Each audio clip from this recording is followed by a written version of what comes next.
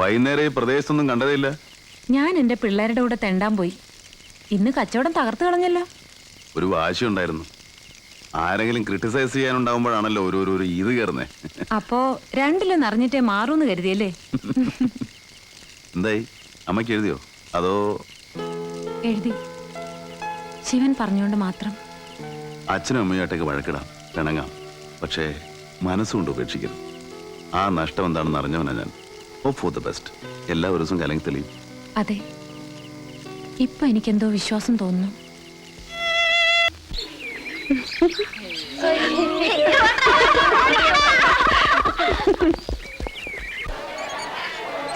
കച്ചവടം പൊടി പൊടിക്കുന്നുണ്ടല്ലോ. പിന്നെ വിതയ്ക്കുന്നത് കൊയ്യൊന്നല്ലേ രായപ്പാ? ഞാൻ ഇന്ന് ആശാനെ വീട്ടിലേക്ക് വിളിക്കാൻ വന്നതാ. അത്താഴം ഇന്ന് അവിടെ. പിന്നെ ഞാൻ നല്ല സ്വയംഭം സാധനം സംഘടിപ്പിച്ച് വെച്ചിട്ടുണ്ട്. എന്താ പോയിക്കളയാ?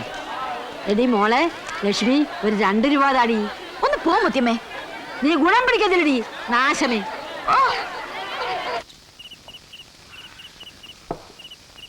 അറുമുഖ അവിടെ. വൈകുന്നേരം രംഗണ്ണന്റെ പിള്ളേര് വന്ന് വിളിച്ചോണ്ട് പോയതാന്നാ അവന്റെ കെട്ടിയോള് പറഞ്ഞത്. ചാരായ എടുക്കാൻ പോയതായിരിക്കും. അപകടമല്ലേ ബിസിനസ്? പോലീസ് പിടിച്ചാലോ?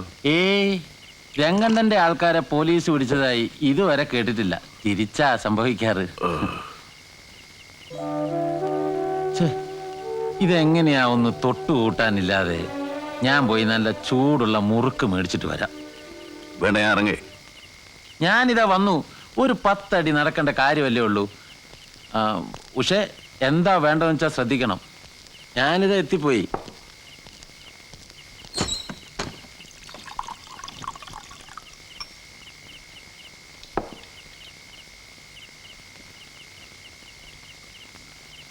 ലൈറ്റ് അണിക്കട്ടെ? ലൈറ്റ് വരില്ല സർ.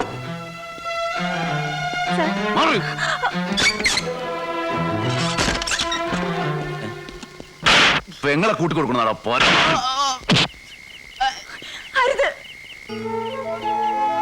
രാത്രി നേരത്ത് ഈ വീട് തേടി വരുന്നവർക്കെല്ലാം ഒരൊറ്റ ഉദ്ദേശമേ ഉണ്ടായിരുന്നുള്ളൂ. നിങ്ങളും ആ കൂട്ടത്തിൽപ്പെട്ടതാണെന്ന് കരുതിപ്പോയി. ക്ഷമിക്കണം. എന്തിനിങ്ങനെ മാനം പറ്റി ജീവിക്കുന്നു? അതിനുള്ള മറുപടി ജീവിക്കാൻ വേണ്ടിയാണെന്ന് പറയരുത്. സകല ദേവടിശകൾക്കുള്ള ആ ന്യായം ഇവളുടെ ചേട്ടനാണെന്ന് പറഞ്ഞാൽ നീ പറഞ്ഞാൽ? ഇല്ല സർ, ന്യായീകരിക്കാൻ എൻ്റെ കയ്യിൽ ഒന്നുമില്ല. പിന്നെ കുറ്റപ്പെടുത്താൻ ദൈവത്തെ അല്ലാതെ ആരെയും ഞാൻ കാണുന്നുമില്ല. പോവാണോ? അതിനു മുൻപ് എനിക്ക് പറയാനുള്ളൂ ഒന്ന് കേട്ടിട്ട്. വേണ്ട, അദ്ദേഹം പൊയ്ക്കോട്ടെ. ഇല്ല മോനെ, പറഞ്ഞാലേ എൻ്റെ നെഞ്ചിലെ ഭാരം ഇറങ്ങും. ഈ ഒരു പെങ്ങളെ സ്വന്തം എന്ന് പറയാൻ എനിക്കുള്ളൂ സർ. അവക്ക് ഞാനും. ഇവളെ ഒരുത്തൻ്റെ കൂടെ പറഞ്ഞയക്കാൻ ഉള്ളതെല്ലാം അരിച്ചു കൂട്ടി ഞാൻ ഒരുങ്ങിയിരുന്നു. കണ്ണൻ സ്വന്തവും ബന്ധവും എന്ന് പറയാൻ ആരുമില്ലാത്തവൻ. തഞ്ചാവൂരിൽ നിന്ന് ഇവിടെ എത്തിയിട്ട് രംഗണ്ണൻ്റെ ഡ്രൈവറായി ജോലി നോക്കിയായിരുന്നു. ഉഷയ്ക്ക് അവനെ ഇഷ്ടമായി. അവൻ അവളെ നോക്കാൻ പ്രാപ്തിയുണ്ടോയെന്ന് ഞാൻ നോക്കിയുള്ളൂ. ഭാഷയും ജാതിയും ഒന്നും ഞാൻ കാര്യമാക്കിയില്ല.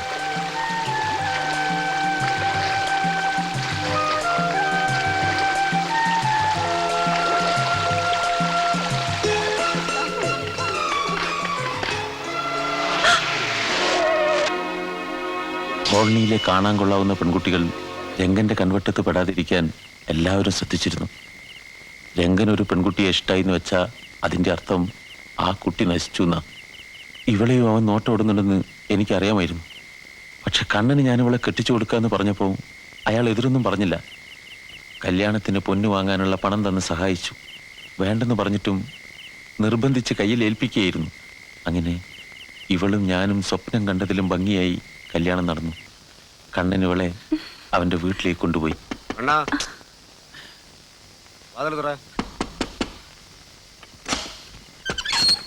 ചന്തു? എന്നടാ?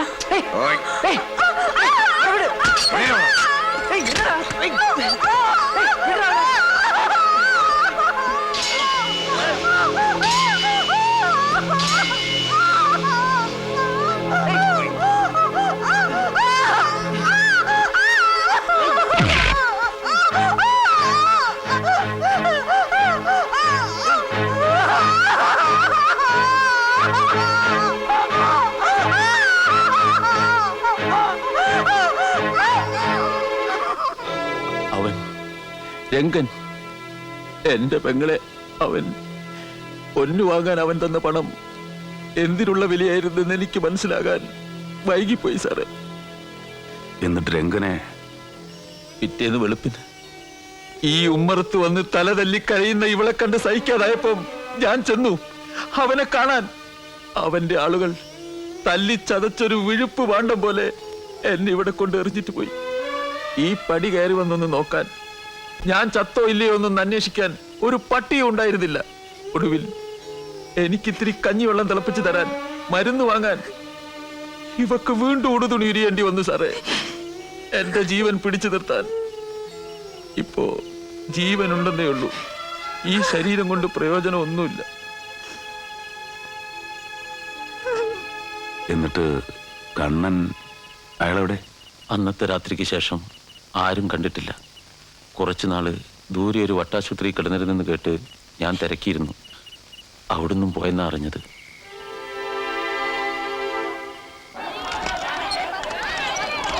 കടം തരാൻ പറ്റൂല എന്ന് പറഞ്ഞ് വിഷമം ഉണ്ടാവൂലേ? പക്ഷെ എന്ത് ചെയ്യാനാ, നീയൊന്ന് മനസ്സ് വെക്കാഞ്ഞിട്ടല്ലേ? എന്താ വൈകുന്നേരം വരട്ടെ? വേണ്ട. അതെന്താടി വെച്ചാ ഇന്ത്യ ഗവൺമെന്റ് അടിക്കുന്ന നോട്ട് തന്നെയല്ലേ ഞാനും തരുന്നത്. ആ പൂക്കാരി തലടേന്ന് പിടിച്ചു പറിക്കുന്ന പോലെ വാങ്ങിച്ചതാ. ഇനി ഏതായാലും ഇയാളുടെ കടയിൽ നിന്ന് വാങ്ങിക്കണ്ട. നീ സാധനങ്ങൾ വാങ്ങിക്കുമ്പോഴേക്കും എന്റെ കച്ചവടം തീരും. നമുക്ക് ഒരുമിച്ച് പോവാം. ആവശ്യമില്ലാതെ മറ്റുള്ളവരുടെ കാര്യങ്ങൾ തലയിടുക എന്ന് പറഞ്ഞാൽ അതിൻ്റെ ഒരു സ്വഭാവമായിപ്പോയി. മരിച്ചുപോയൊരു പങ്കലുണ്ടായിരുന്നു, അതിൻ്റെ ഓർമ്മ വരുന്നുണ്ടൊക്കെ പറഞ്ഞു പോവുക.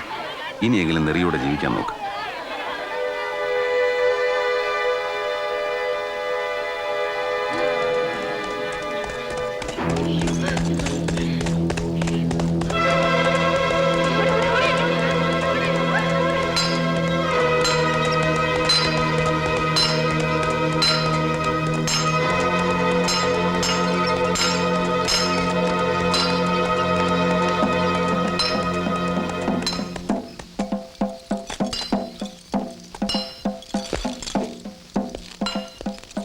வேலோ வாடாங்க.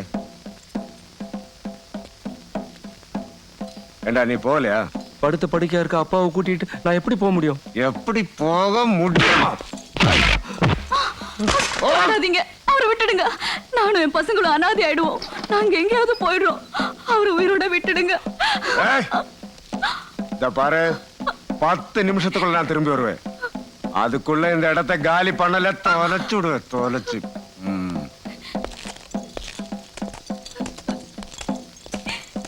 എന്താടാ നായ്ക്കളെ കേറി പോയടാ. സോമാരി പസങ്ങളാ നായ.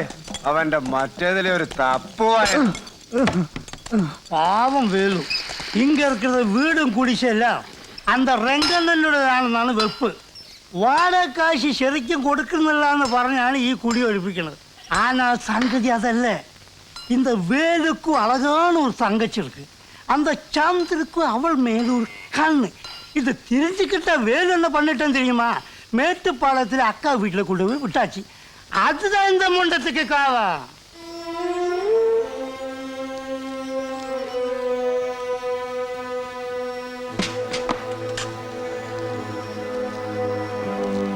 கொஞ்சம் நிறுத்துங்க. நீங்க எல்லாரும் இது காணுங்க. ഒരു കുടുംബം ഇവിടെ നിന്ന് പോവാണ്. എതുക്ക്? അതിന്റെ കാരണം നിങ്ങൾക്ക് ശരിക്കും தெரியும். ഒരു ഗുണ്ട വന്നവരെ വിരട്ടി ഓടിക്കുന്നു. ആരാണവൻ? മன்னிச்சிடுங்க, എനിക്ക് നിങ്ങളുടെ ഭാഷയിൽ பேச தெரியல. பரவாயில்லை, நீங்க மலையாளத்தில் சொல்லுங்க, எங்களுக்கு புரியும். மனசு புரியும் போது ഭാഷ എതുക്ക് തമ്പി? சொல்லுங்க. വേലുവിന്റെ കുടുംബം ഇവിടെ നിന്ന് പോകുന്നില്ല. അത് നിങ്ങൾ തീരുമാനിക്കുന്നു. അല്ലെങ്കിൽ ഇന്ന് വേലുവിനുണ്ടായ ഗതി നാളെ നിങ്ങൾക്കുണ്ടാവും. നിങ്ങളുടെ വീട്ടുതണ്ടകൾ ഗുണ്ടകൾക്ക് നിരയാൻ വിട്ടുകൊടുക്കുന്നില്ല. നിങ്ങളുടെ പെൺമക്കളുടെ മാനം അവർക്ക് ചവിട്ടി അരയ്ക്കാനുള്ളതല്ല. നിങ്ങളുടെ ആൺകുട്ടികളുടെ ദേഹം അവർക്ക് തല്ലിച്ചതയ്ക്കാനുള്ളതല്ല. ഒരായുസ് മുഴുവൻ ജീവിക്കാൻ വേണ്ടി പൊരുതുന്ന നിങ്ങളുടെ കൈകൾക്ക് അതിനുള്ള ശക്തിയുണ്ട്. ആത്മാഭിമാനവും സ്വാതന്ത്ര്യവും നിങ്ങൾ ആർക്കും പടയം വെച്ചിട്ടില്ല. നിങ്ങൾ അങ്ങനെ ജീവിക്കണമെന്ന് നിങ്ങൾ തീരുമാനിക്കും. ചട്ടമ്പികൾക്കും കൂലിത്തല്ലുകാർക്കും അതിൽ കാര്യമില്ലെന്ന് നിങ്ങൾ അവരെ ബോധ്യപ്പെടുത്താൻ പോവുക.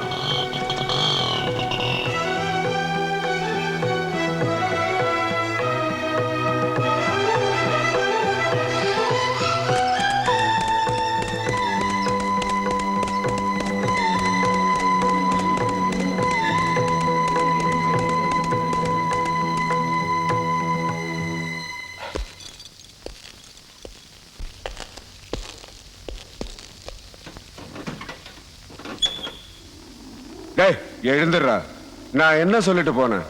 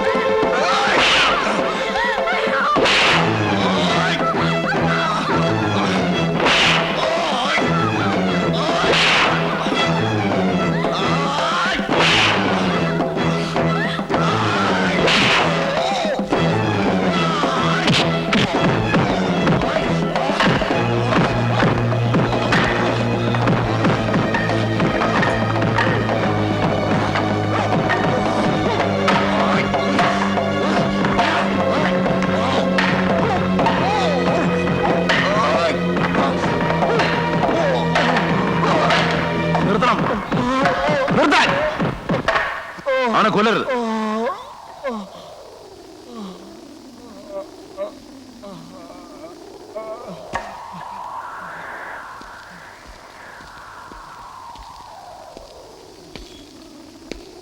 നിനക്ക് മാത്രമല്ല, രംഗന്റെ വളർത്തുനായ്ക്കൾക്ക് മുഴുവൻ ഇതൊരു പാഠമായിരിക്കും. ഇതിന് പകരം ചോദിക്കാൻ വരുന്ന കഴിവറ മക്കള് എന്റെ കൈന്റെ ചൂടായിരിക്കും അറിയുക. മനസ്സിലായോ?